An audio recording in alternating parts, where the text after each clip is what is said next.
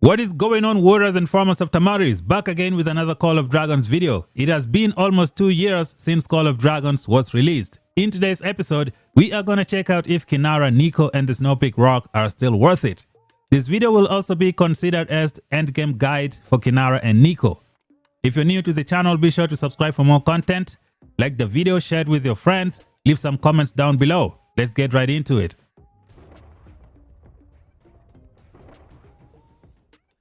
Alright, warriors of Tamaris, back again with another Call of Dragons content. Today we're gonna find out if KINNARA, NICO and the Snow Peak Rock are still worth it 2 years after the game has already been out. This video will also be considered as an endgame guide, so check out my other endgame guides as well. I will be linking them here if you wanna see what is going on. So KINNARA, NICO and the Snow Peak Rock are excellent together. They have the perfect synergy. A lot of you already know that the game developers like to bring heroes in pairs. Pretty much every single generation has heroes that are in pairs. The same thing can be said about KINNARA, NICO and the Snow Peak Rock. They have such an amazing synergy. So let us see what is going on with KINNARA. KINNARA has an excellent rage skill, can do 1400 damage, and then he has like a target damage dealt reduction of minus 15%, which is just amazing. Now the synergistic part of KINNARA comes from her rage skill, known as the Jawbreaker. When KINNARA's Legion launches a normal attack, they have a 20% chance to inflict defense break on the target Legion, reducing that defense by 20% for 3 seconds. So this skill is going to trigger so many times, it's going to help you out so much. And then you have the Snow Peak Rock. When you look at the talent of the Snow Peak Rock, it has a 30% chance to deal damage to the target Legion when inflicting defense break. So this is the synergy between KINNARA and the Snow Peak Rock. The only bad thing is that you need to awaken the hero to get access to the Jawbreaker. It's gonna take time, however it's going to be worth it. Moving on to NICO, aka NICO's brother. So NICO has a 1400 rage skill damage factor, and then he has a defense reduction of minus 15%. So NICO also has a defense break. Now you have a defense break from the Jawbreaker and you have a defense break from NICO rage skill. But it doesn't end there. When you go to the NICO awakening skill known as the Bull's Eye Barrage, when NICO's Legion launches a normal attack on a target Legion that already has defense break, they have an 80% chance to deal additional damage. This skill is disgusting in the open field. It is absolutely fantastic. So when your KINNARA does a defense break with the Jawbreaker, NICO is going to trigger this Bull's Eye Barrage. It triggers so many times, it is just fantastic. In addition to that, you have the Snow Peak Rock that comes out all the time when you inflict defense break. What you need to do is try to get the end of season skill for the Snow Peak Rock. So I go to train this pet, we hit the skills. We go all the way to the bottom somewhere here. It should be the advanced concentration. Yep, this is it. Concentration trigger chance plus 6.7% and plus 13.9. So basically an extra 20% trigger chance on this thing. Now it goes all the way to 50% chance to deal damage to the target Legion when inflicting defense break. This is going to work fantastic with these two pairings. As most of you already know, right now there are so many alliances who are very organized. Many players have maxed out anything. They have maxed out pretty much everything. And when these players are fighting their enemies, they tend to kill the enemies in less than 10 seconds, which is why you need to build your pair to do as much damage as possible within a short amount of time. And we all know that the archers are going to suffer if there is no long-range warfare. Therefore, if you have your marches do like instant impact damage right away, you are going to be getting so much, which is why KINNARA and NICO are 1000% worth it 2 years after the game has already been released. They are performing even better than Syndrion and Freyga in those quick short fights. It is absolutely fantastic. What are some other good stuff that you can get from your KINNARA and NICO in the open field? KINNARA has one of the craziest skills known as the gratuitous violence. So she has the ability to do 30% counter attack damage, which is just ridiculous. She has a 30% physical attack bonus, and she has normal attack damage bonus of 20%. This is going to amplify every single normal attack that you hit the enemy. So it's going to be useful pretty much with every single hit that you launch on your enemy. When it comes to Nico, he also has a physical attack bonus of 20%. He's got some defense, and he can also increase his normal attack damage by 20% and counter attack damage bonus of 20%. So now you have 20% counter attack damage bonus and another 30% from here, giving it 50% counter attack, which is just ridiculous. It is fantastic. This is going to be very useful when your march gets targeted by those mages. You will be doing a lot of damage in the open field. However, the key to doing a lot of damage is the snow peak rock and the defense break that you get from both of these heroes. So try to build your snow peak rock as much as possible. And try to awaken Kinnara first. She's the first one that you need to awaken because the Jawbreaker is absolutely fantastic. And then you can work slowly on your Nico and try to get the Bull's Eye Barrage and just take your craziness to the next level. What are some of the best artifacts that you can use for your Kinnara and Nico? Well, guess what? There is an artifact designed specifically for these two pairings. It is known as the Rattle Spear. It's going to do some crazy damage. And then it has the ability to give you additional effect as well. When your Legion inflicts defense break on an enemy Legion, your Legion gains defense penetration. Ignore 12% of the enemy's defense for 7 seconds. When we see the maximum attributes, you have a defense penetration of 20%, helping you do even more damage. So this would be the go-to artifact to use with these pairings. Now, what are some other options that you can try? Of course, there are so many artifacts in the game. You just use the one that you like. I think the Viola's Bow could be a good option to try. It's a pretty good one. Overall, I would recommend attacking artifacts for these archers because I think that's how you're going to be doing a lot of damage. So if you have any attacking artifact just lying around in your inventory, just use it. If you don't have, the Vicious Strike, aka the Rattle Spear. The good thing is the developers have started giving this one for free to people who buy the Titan Legacy. So if you buy the Titan Legacy, you can pick the Rattle Spear as an award at the end of the season, which means you will have the chance to take this thing to maximum level. And all I can say is Kinnara and Nico will be helpful to any archer main for a very long time because they have instant impact skills that lets you take advantage of the current situation of the open field. When it comes to the pet, you just have to go with the Snow Peak Rock. This is the way to go, guys. Try to get the Snow Peak Rock to 3-star talent if you can. You will never regret that decision. This is one of the pets that I recommend you upgrade to 3 stars, especially if you have Awakened Nico and Awakened Kinnara. It's going to work fantastic. Now you can build it in 2 ways. You can build it with the Fierce Attack build, which is what you see here on the screen. However, make sure at the end of the season, you buy this Advanced Concentration and you put it on this pet. It's going to take your DPS to the next level. Now, if you don't want to build it with the Fierce Attack build, you're going to remove this and you're going to remove this. You can add Intense Concentration if you like, help you do more damage. You're going to have things like what do we have here? This pet skill booster. I forgot the name. Yep, Tooth and Claw. You can add Tooth and Claw. That's going to help you do a lot of damage. Over here, I can add the Fatal Bite to get more damage. It's just going to depend on how many spots you have left. Overall, you need to have this guy, Blood Roar. You're going to need Angry Roar as well to help you do even more crit rates. And then you need Fatal Bite. Those 3 are a must-have to help push concentration to the next level. Oh, and don't forget the end of season 3-star skill to increase the output of the concentration. And then another build you can try is the Fierce Attack build, which is what you see here. Try and take your Fierce Attack to 3 stars. It's going to be crazy. So this is how I would build the pet. 2 different builds. The first one, you try to focus on the concentration as much as possible.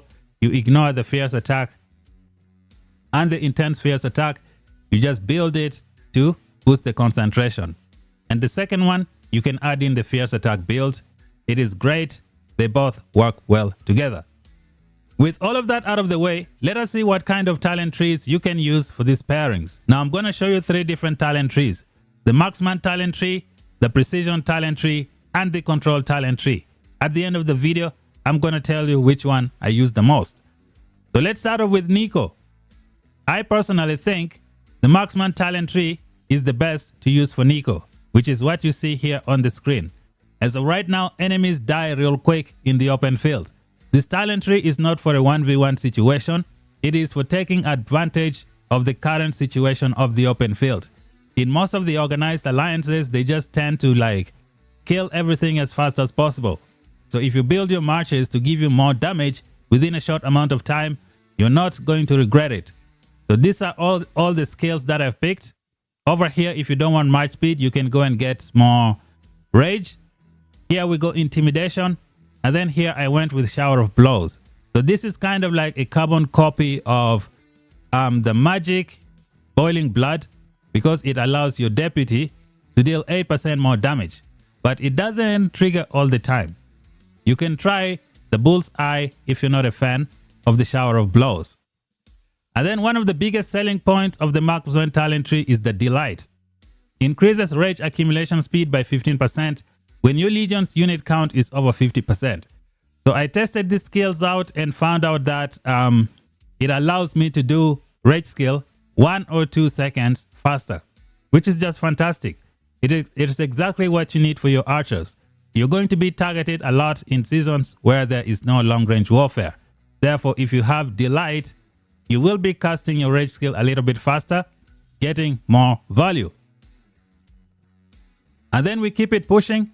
I decided to go with Radical. You get minus 1.5% defense, but in return, you get plus 3% damage dealt, which is fantastic. Your artifacts will hit with 3% more damage. Your rage skill hits with 3% more damage. Your normal attack hit with 3% more damage. Your counter attack hits with 3% more damage. It is the best way to go. Or you can try and go here, get 4% counter attack damage. Nah, I think this is the way to go. Use the Radical. And then at the end, you're going to go with the burst shot. When your Marksman Legion launches a normal attack, they deal additional damage. So this one works like clockwork. Every time you enter battle, you're going to trigger 150 damage factor, which is just fantastic. And then on turn number 10, you're going to trigger this again. Now I decided to pick this one because I feel like it's better than the Mighty Slash. This one triggers once every 20 seconds, and you might miss triggering it altogether within the first 10 seconds of the fight, which is why this one is good. You trigger it right away and then 10 seconds later. And then you make your way to the Marksman, to the Precision talent tree and pick these points along the way. Over here, you're going to go with Wild Wind. When launching a normal attack, your Legion has a 10% chance to deal hero skill damage. Damage factor 150. So this is instant. This one is going to take some time. I don't think it's very efficient for the current state of the open field. So this Wild Wind would be the way to go. Overall, if you're going to use Nico as the primary, this is the talent tree that I recommend you try.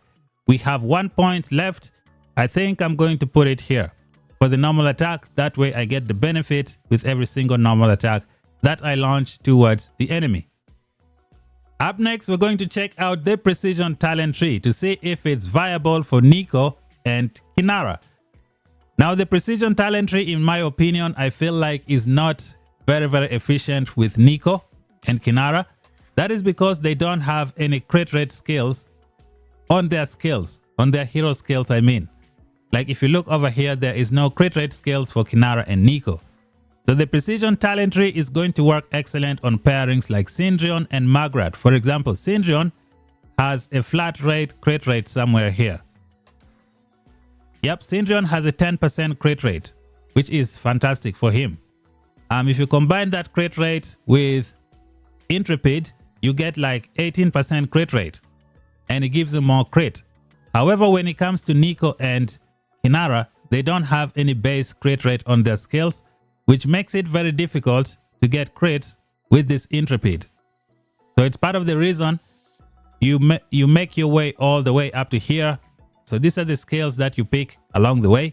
If you don't want march speed, you can go with more normal attack. It's going to be up to you. And then you're going to ignore invincible because it might interfere with the force of will. Both of them are onslaught. And then this one also is an onslaught. Very high chances of overwriting each other if I'm not mistaken. So you pick this skill. You ignore these last two at the bottom because you don't trigger this a lot. You don't have any flat rate, crit rate like Syndrion who has 10%, or Magrat and Zeta who have like 25% crit rate. So you ignore these ones. You get this one, you get 50 rage, you get onslaught when you cast a rage skill, and then at the end you go with the mighty slash. When you come to this direction, we have already talked about this. You can decide which one you want between the two. It's going to be up to you. This one is almost like boiling blood for the mages, except that sometimes you could miss it altogether. So that is something you can consider. In my opinion, I feel like the Marksman talent tree is much better for Nico and Kinnara. That's just my opinion. Let me know down below if you're an archer main, which one has worked well for you. We have 1 point left. We can just put it anywhere. I like to drop mine here. Good enough for me. And that's it for the precision talent tree. The final talent tree is going to be for Kinnara, aka the control talent tree. Now the reason you go to the control talent tree is because of two talents that you get from this tree. The first one is the ambush. When your legion launches a normal attack, they have a 10% chance to inflict defense break on the target legion, reducing their defense by 1% for 5 seconds. So this is going to allow the Snowpeak Rock to do damage. It's going to allow Nico's Awakening to do damage as well. One of the biggest selling points of the control talent tree is the blind side. When your legion enters battle, they slow the target legion, reducing their march speed by 30% for 10 seconds. So this skill is going to force the enemy that you hit to walk slow. And you're going to be able to launch extra normal attack on that enemy, especially if they're trying to get away. This skill is a killer. If you see it work in the open field, it allows enemies to kill their enemies as fast as possible. So this is one of the biggest selling points of this talent tree. Now, as you can see here, I decided to put only 1 point here. That is because Kinnara's ambush, Kinnara's jawbreaker right here, tends to overwrite this ambush. Therefore, I only put 1 point here to try and trigger it. However, you can keep it at 5 out of 5. This is just my personal preference. And then we get this. At the end, I suggest you ignore reticent because it doesn't trigger often and I don't think it's efficient. Go with this skill, Autumn Rains. This skill is going to knock out debuffs from your enemies. Since you go in and out, you will be triggering this thing quite a lot. It is awesome. So this is the control talent tree. It is what I like to use most of the time, mainly because of this skill right here. But I think if you put Nico as the primary, you might be able to do more damage with the Marksman talent tree because of this faster rage regeneration and the burst shot, coupled with the wild wind, giving you excellent damage. Lots and lots of free damage that just shows up out of nowhere. So I feel like Nico might be a better primary. Let me know down below what you guys think. Overall, Kinnara Nico Snowpeak Rock are still worth it. They are excellent. They are perfect for the current state of the open field, where alliances are super organized. They tend to kill enemies as fast as possible.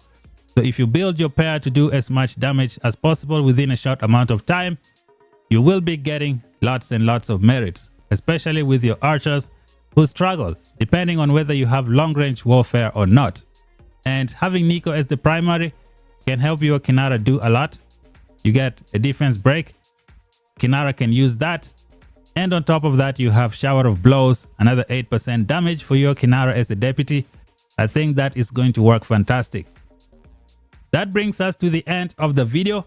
I'm going to consider this as one of the endgame guides for Kinnara and Nico. If you want to see other endgame guides, I'm going to put the link down below in the description section, or it's going to show up here as one of the time cards. Thank you guys for watching. If you're new, subscribe for more content. Until then, talk to you guys in the next one. Bye bye for now.